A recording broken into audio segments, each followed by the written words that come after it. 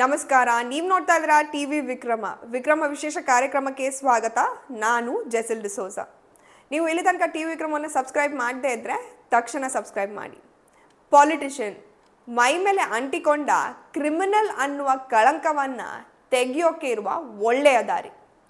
ಇವತ್ತು ರಾಜಕೀಯದಲ್ಲಿರುವ ಸಾಕಷ್ಟು ಜನ ಕ್ರಿಮಿನಲ್ ಬ್ಯಾಕ್ಗ್ರೌಂಡನ್ನು ಹೊಂದಿರೋರು. ಎಂತಹ ವಿಚಿತ್ರ ಅಂದರೆ, ಈ ದೇಶದಲ್ಲಿ ಒಬ್ಬ ಕ್ರಿಮಿನಲ್ ಕೇಸ್ ಇದ್ರೆ ಆತ ಸರ್ಕಾರಿ ಕೆಲಸಕ್ಕೆ ಸೇರೋ ಹಾಗಿಲ್ಲ. ಆದರೆ ಆತ ರಾಜಕಾರಣಿ ಆಗಬಹುದು, ರಾಜ್ಯವನ್ನ ದೇಶವನ್ನ ಆಳಲೂಬಹುದು. ಸೊ ಈಗ ಅಂತಹ ಕ್ರಿಮಿನಲ್ ಹಿನ್ನೆಲೆಯನ್ನ ಹೊಂದಿರುವ ಶಾಸಕರಿಗೆ ಹಾಗೂ ಸಂಸದರಿಗೆ ಭಯ ಶುರುವಾಗಿದೆ. ದೇಶದಲ್ಲಿ ಅಪರಾಧಿ ಸರ್ಕಾರಿ ಕೆಲಸ ಮಾಡೋ ಹಾಗಿಲ್ಲ ಅಂದಮೇಲೆ ಒಬ್ಬ ನಾಯಕ ಹೇಗೆ ಚುನಾವಣೆಯಲ್ಲಿ ಗೆದ್ದು ಶಾಸಕರು ಹಾಗೂ ಸಂಸದರಾಗಬಹುದು? ಈಗ ಈ ಪ್ರಶ್ನೆ ದೇಶದ 251 ಸಂಸದರಿಗೆ ಸಮಸ್ಯೆಯನ್ನ ಸೃಷ್ಟಿಸಿದೆ.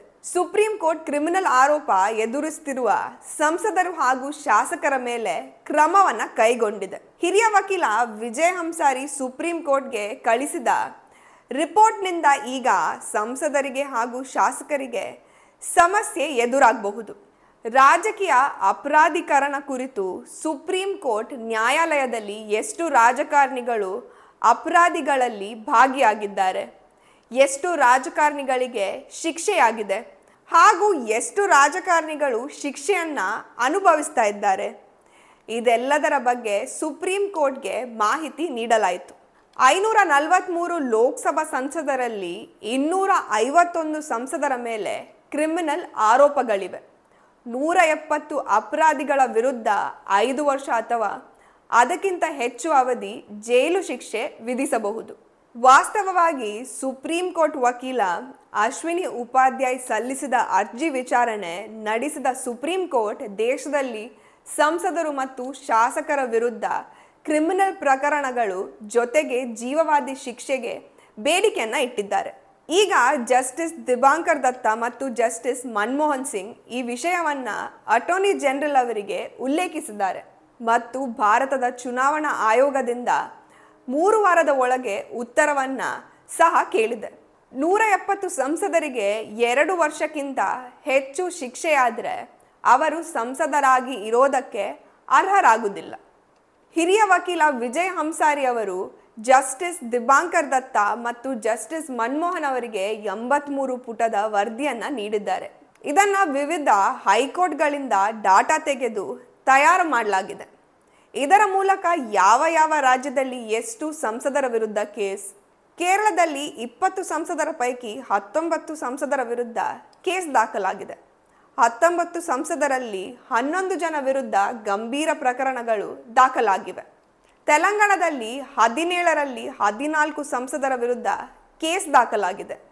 ಒಡಿಶಾದಲ್ಲಿ 21 ಸಂಸದರ ಪೈಕಿ 16 ಸಂಸದರ ವಿರುದ್ಧ ಕೇಸ್ ದಾಖಲಾಗಿದೆ. ಜಾರ್ಖಂಡ್ನಲ್ಲಿ 14ರಲ್ಲಿ 10 ಸಂಸದರ ವಿರುದ್ಧ ಕೇಸ್ ದಾಖಲಾಗಿದೆ. ತಮಿಳುನಾಡಿನಲ್ಲಿ 39ರಲ್ಲಿ 26 ಸಂಸದರ ವಿರುದ್ಧ ಕೇಸ್ ದಾಖಲಾಗಿದೆ. ಹರಿಯಾಣದಲ್ಲಿ 10 ಹಾಗೂ ಛತ್ತೀಸ್ಗಢದಲ್ಲಿ 11 ಸಂಸದರ ವಿರುದ್ಧ ಕೇಸ್ ದಾಖಲಾಗಿದೆ. ಪಂಜಾಬ್ನಲ್ಲಿ 13ರಲ್ಲಿ 2, ಅಸ್ಸಾಂನಲ್ಲಿ 14ರಲ್ಲಿ 3, ಡೆಲ್ಲಿಯಲ್ಲಿ 7ರಲ್ಲಿ 3 ಸಂಸದರ ವಿರುದ್ಧ ಕೇಸ್ ದಾಖಲಾಗಿದೆ.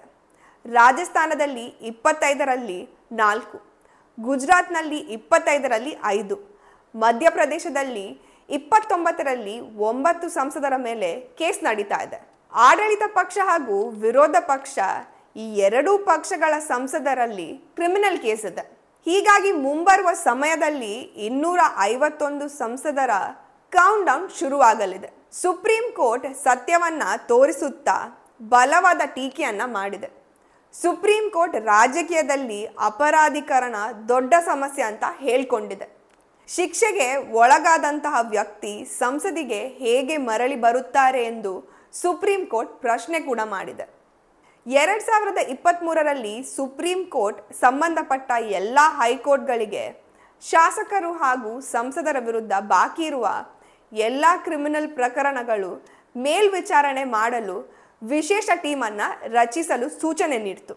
2023ರಲ್ಲಿ ಸುಪ್ರೀಂ ಕೋರ್ಟ್ ಸಂಬಂಧಪಟ್ಟ ಎಲ್ಲ ಹೈಕೋರ್ಟ್ಗಳಿಗೆ ಶಾಸಕರು ಹಾಗೂ ಸಂಸದರ ವಿರುದ್ಧ ಬಾಕಿ ಇರುವ ಎಲ್ಲ ಕ್ರಿಮಿನಲ್ ಪ್ರಕರಣಗಳು ಮೇಲ್ವಿಚಾರಣೆ ಮಾಡಲು ವಿಶೇಷ ಪೀಠವನ್ನು ರಚಿಸಲು ಸೂಚನೆಯನ್ನು ನೀಡುತ್ತೆ. ಆದರೆ ಈಗಲೂ ಅನೇಕ ರಾಜ್ಯಗಳಲ್ಲಿ ಇಂತಹ ವಿಶೇಷ ನ್ಯಾಯಾಲಯಗಳು ರಚನೆ ಆಗಿಲ್ಲ. ವರದಿಯಲ್ಲಿ ಸಂಸದರು ಮಾತ್ರ ಅಲ್ಲ, ಶಾಸಕರ ಪಟ್ಟಿಯನ್ನು ಕೂಡ ತೆರೆಯಲಾಗಿದೆ. ಜಾನ್ವರಿ 2025 ಹೊತ್ತಿಗೆ ಈಗಿನ ಶಾಸಕರು ಅಥವಾ ಮಾಜಿ ಶಾಸಕರ ವಿರುದ್ಧ 4732 ಕ್ರಿಮಿನಲ್ ಕೇಸ್ಗಳು ಬಾಕಿ ಇದೆ. ಉತ್ತರ ಪ್ರದೇಶದಲ್ಲಿ 1171 ಪ್ರಕರಣಗಳು ದಾಖಲಾಗಿವೆ. ಒಡಿಸ್ಸಾದಲ್ಲಿ 457, ಬಿಹಾರದಲ್ಲಿ 448, ಮಹಾರಾಷ್ಟ್ರದಲ್ಲಿ 442, ಮಧ್ಯಪ್ರದೇಶದಲ್ಲಿ 336, ಕೇರಳದಲ್ಲಿ 315, ತೆಲಂಗಾಣದಲ್ಲಿ 313, ಕರ್ನಾಟಕದಲ್ಲಿ 255, ತಮಿಳುನಾಡಿನಲ್ಲಿ 220, ಜಾರ್ಖಂಡ್ನಲ್ಲಿ 133, ಡೆಲ್ಲಿಯಲ್ಲಿ 123 ಪ್ರಕರಣಗಳು ದಾಖಲಾಗಿವೆ. ಒಟ್ಟಾಗಿ 4732 ಪ್ರಕರಣದಲ್ಲಿ 863 ಪ್ರಕರಣಗಳು ಪ್ರಸ್ತುತ ಅಥವಾ ಮಾಜಿ ಶಾಸಕರಿಗೆ 144 ಉಲ್ಲಂಘಿಸಿದ ಆರೋಪ ಇದೆ. ಹಿಮಾಚಲದಲ್ಲಿ 307, ಬಿಹಾರದಲ್ಲಿ 175 ಮತ್ತು ತೆಲಂಗಾಣದಲ್ಲಿ 112 ಹಾಗೂ ಮಹಾರಾಷ್ಟ್ರದಲ್ಲಿ 96 ಪ್ರಕರಣಗಳು ದಾಖಲಾಗಿದೆ. ಈ ಎಲ್ಲ ವಿಷಯಗಳಲ್ಲಿ ಕೋರ್ಟ್ ಶಕ್ತಿಯನ್ನು ತೋರಿಸಿದೆ ಮತ್ತು ಪ್ರಕರಣಗಳ ತುರ್ತಾಗಿ ವಿಚಾರಣೆಗೆ ಸೂಕ್ತ ವ್ಯವಸ್ಥೆ ಕೂಡ ರಚಿಸುವಂತೆ ಹೇಳಿದೆ. मैंने 2016 में सुप्रीम कोर्ट में पीआईएल फाइल करके मांग किया था कि जो लोग सजा याफ्ता हैं इनके चुनाव लड़ने पे आजीवन प्रतिबंध होना चाहिए। उसी मामले पे आज सुप्रीम कोर्ट में सुनवाई हुई है और हमने इसमें रिप्रेजेंटेशन ऑफ पीपल एक्ट का जो सेक्शन 8 है और सेक्शन 9 उसको चैलेंज किया हुआ है। इस कानून के सेक्शन 8 और 9 के अनुसार जिसको 2 साल तक की सज़ा होगी उसके चुनाव लड़ने पे तो कोई रोक ही नहीं है। वहीं दूसरी तरफ किसी को 2 दिन की सज़ा हो जाए तो वो सरकारी नौकरी के लिए अयोग्य हो जाता है। अगर किसी को 2 दिन की सज़ा हो जाए तो वो आदमी चपरासी नहीं बन सकता, क्लर्क नहीं बन सकता, होमगार्ड नहीं बन सकता, सिपाही नहीं बन सकता। लेकिन 2 साल तक की सज़ा होने पे भी सांसदों विधायकों के चुनाव लड़ने पे कोई रोक नहीं है। अगर 2 साल से ज़्यादा की सज़ा हो तब जाके चुनाव लड़ने पे मात्र 6 साल का प्रतिबंध है। हमने इसीलिए रिप्रेजेंटेशन ऑफ पीपल एक्ट के सेक्शन 8 और 9 को चैलेंज किया हुआ है। आज माननीय सुप्रीम कोर्ट ने भी इस पर गंभीर चिंता जाहिर किया और सरकार से पूछा कि अगर एक सज़ा याफ्ता व्यक्ति सरकारी कर्मचारी नहीं बन सकता, एक सज़ा याफ्ता व्यक्ति क्लर्क नहीं बन सकता, एक सज़ा याफ्ता व्यक्ति चपरासी नहीं बन सकता, फिर वो सज़ा याफ्ता सांसद और विधायक का चुनाव कैसे लड़ सकता है और सांसद विधायक कैसे बन सकता है। केंद्र सरकार को 3 सप्ताह का समय दिया है, चुनाव आयोग को 3 सप्ताह का समय दिया है, 4 मार्च की डेट फिक्स कर दिया है और 4 मार्च को इस पर फाइनल हियरिंग होगी कि सज़ा याफ्ता लोगों के चुनाव लड़ने पे आजीवन प्रतिबंध होना चाहिए कि नहीं होना चाहिए। हमने एक और भी पीआईएल फाइल किया है जिसमें मांग किया है कि सज़ा याफ्ता लोगों के पार्टी बनाने और पार्टी पदाधिकारी बनने पर भी आजीवन प्रतिबंध होना चाहिए। ऐसे बहुत सारे केस हैं झारखंड में, महाराष्ट्र में, तमिलनाडु में, हरियाणा में कि लोगों को सज़ा हो गई तो चुनाव नहीं लड़ पाए, लेकिन उन्होंने बाकायदा पार्टी बना लिया और पार्टी अध्यक्ष बन के दूसरों को चुनाव लड़वाना शुरू कर दिया। उस पीआईएल मैंने ये मांग किया है कि सज़ा याफ्ता लोगों के पार्टी बनाने और पार्टी पदाधिकारी बनने पे आजीवन प्रतिबंध होना चाहिए।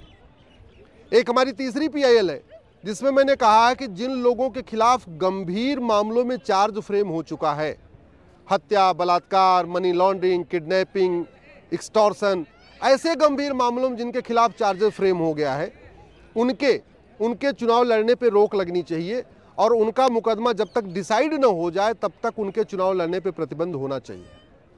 तो इस तरीके से कुल चार हमारी याचिकाएं हैं। एक पहली पिटीशन है कि एमएलए एमपी कोर्ट बने, पूरे देश में एमएलए और एमपी का मुकदमा 1 साल के अंदर डिसाइड हो, उस पर सुनवाई चल रही है। दूसरी पिटीशन है कि जो सज़ा हो जाए उसके चुनाव लड़ने पर आजीवन प्रतिबंध लगे। तीसरी पिटीशन है कि जो सज़ा याफ्ता हैं उनके पार्टी बनाने और पार्टी पदाधिकारी बनने पर आजीवन प्रतिबंध लगे। और चौथी पिटीशन ये है कि जिनके खिलाफ गंभीर मामलों में चार्ज फ्रेम हो गया है, हत्या बलात्कार के मामले में, उनके चुनाव लड़ने पर रोक लगे।